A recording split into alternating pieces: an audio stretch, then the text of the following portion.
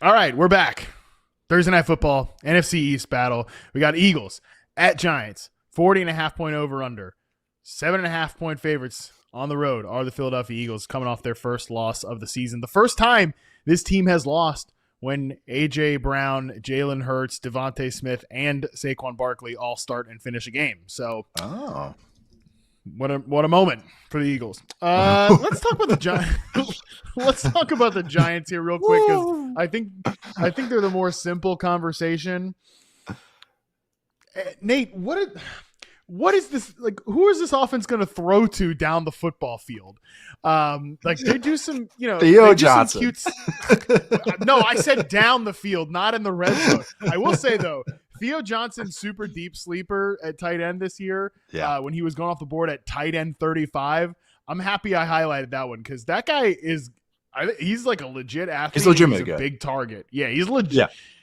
Yeah, I don't know like how good he is, but he's legitimately somewhat good, So I think it's been exciting to see him out there. He's like the one guy that I think is fascinating from this passing game, because I know what Wan'Dale Robinson is, and Jalen Hyatt's just like, woof. That was not. Nothing. I'm not like, ooh, what is? He had so many red marks for me, like as a prospect. I remember we talked about him years ago before we even worked together. And I remember like that made me feel so much better, because I don't think you were high on him at all.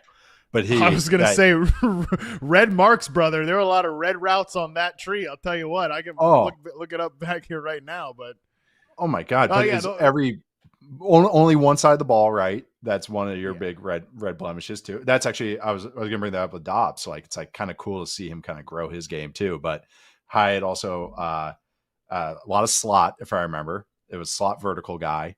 Sub 190 pounds, because I think he was like a $180, and also like his route tree, he ran like 3 routes. It was like, oh my God, I couldn't, like, that prospect was the one I was like, I feel like I'm being mean just talking about him, like how he actually is. Like, this is what he is, and I feel like I'm being mean because everyone else was hyping him up so much. Sorry, just drag on Jalen. No, it was like it was like truly we were being gaslit. Yeah, because people talking about him like as a first round pick, and I put the route chart into our doc here.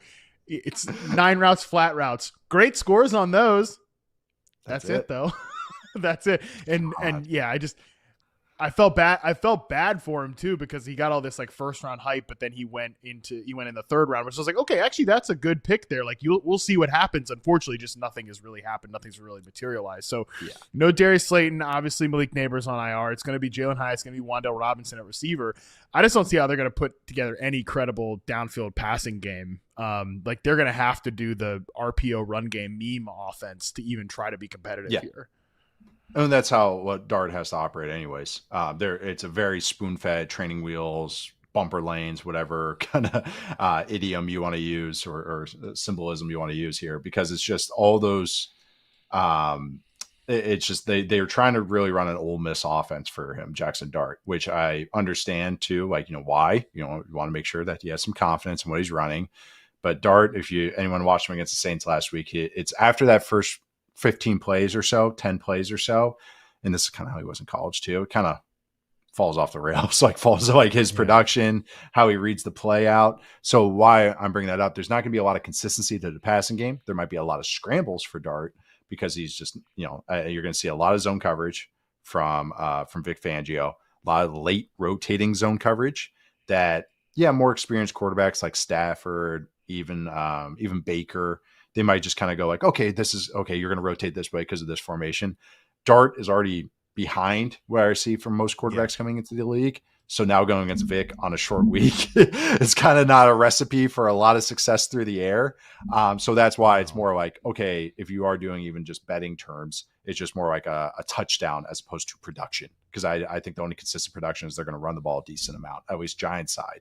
And that's the thing. Eagles are a really good tackling team. They have the 3rd lowest missed tackle rate, according to Next Gen Stats. They have the 3rd lowest average tackle depth as far as how close to the line of scrimmage they tackle. Going against Dart, Scadaboo, these guys, I know Slayton's out as well. Kind of like maybe limits the upside of what this offense could be, because they don't get any of those cheapies that they might get against like the Saints or even the Chargers a couple weeks ago. Yeah, I mean, even last week in a game where he just 40 attempts, 26 completions for Dart, 5 yards per attempt, 3 turnovers in that game. He still scrounged together almost 16 fantasy points just because of the scrambling. Had almost 5 EPA on scrambles alone, which is just 44 yards. Like that's going to help. He's still like an acceptable QB2 because of that. But still, you're working with like a razor's edge here. And now again, he doesn't even have any downfield receivers against a much better defense than what we saw last week in the Saints, even though they put together a pretty good game plan over there. I still think Cam Scadaboo should be considered the favorite to be like the clear RB1, even with Tyron Tracy likely coming back in this game. I'm not too worried about his role. Now he is a wild man. I compared him yesterday to the Pachycephalosaurus dinosaur, the dome head one, and I think I'm gonna get those gifts ready to roll on Thursday night for sure. We'll Are you envisioning the Lost World where the thing just goes into the side of the car? Is that what? Okay, rams. When you said it, my brain went boop, boop, boop, boop. Like it just pictured exactly what scene you're talking about. Yeah, he rams into the car and the guy launches out the other side. That's literally. He's like, oh, and he's like, oh, we should get back in. Let's get back in. Let's get back in. Yeah, the knockoff James Horner. So you finished those audiobooks. Isn't it interesting how evil Hammond is in the books? More, I know in the movies, as you get older, you realize that he's actually the bad guy. Right. Yeah, you actually realize but that they make him cute and naive grandpa as opposed to like in the book he is just a real scumbag. Yes, he's a heel. And then in the movies they trick you. They're like, oh, they get the most soft-spoken Miracle on 34th Street grandpa Santa. And then it's just don't kill him off either. And then give him like another redemption arc in the second one. Yeah, so it's I know. We could do it. I'm going to talk to you about. We could do a whole we could do a whole podcast on like comparing the book and the movie, but we'll save that for the premium feed, the Yahoo Fantasy Plus. Yeah, but no, let's transition to the Eagles here because I think the Giants are pretty straightforward from a fantasy standpoint. Mm-hmm. Frankly, so are the Eagles. Like you're gonna probably start these guys, but what do you think about the Eagles passing game right now, Nate? Everybody's got a thought about it. What do you think? It's god awful. It's horrible. Yeah, I mean, last week I think it was just very telling that Vance Joseph they switched the zone coverages in the second half after that Saquon Barkley long touchdown, which was man coverage, and Jalen Hurts got sacked 6 times against zone and 0 times against man because man, it's just pretty easy. Take one of my dudes and just launch it to him, or throw a stop route to him. And against zone, it's actually, especially with how funky the blitzes were, then it was like, okay, that leads to all the inconsistencies that you see.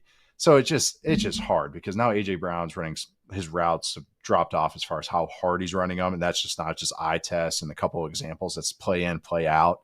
There's a couple plays early. He'll run hard and then he kind of just drops off as the game goes along.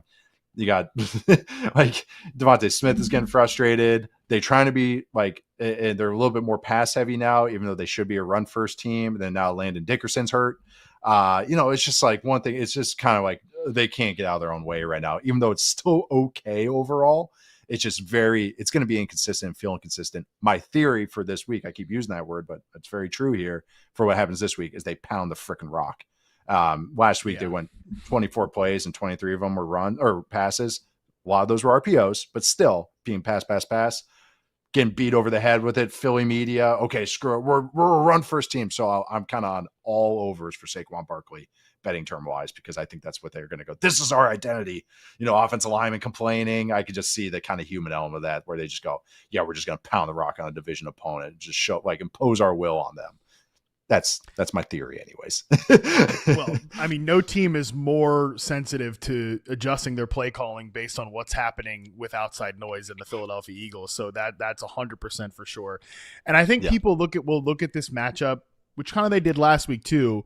Like, AJ Brown bounce back spot because the number 1 most man coverage heavy team in the NFL is the Denver Broncos. Number 2 is the New York Giants, according to Fantasy Points data, right around 43%. So, I don't know if Shane Bowen quite has the same bag that Vic Fangio does to go to that zone coverage, right? That Vance Joseph does in Denver, or Vic Fangio, either of them, or both really good coordinators. Both really good coordinators.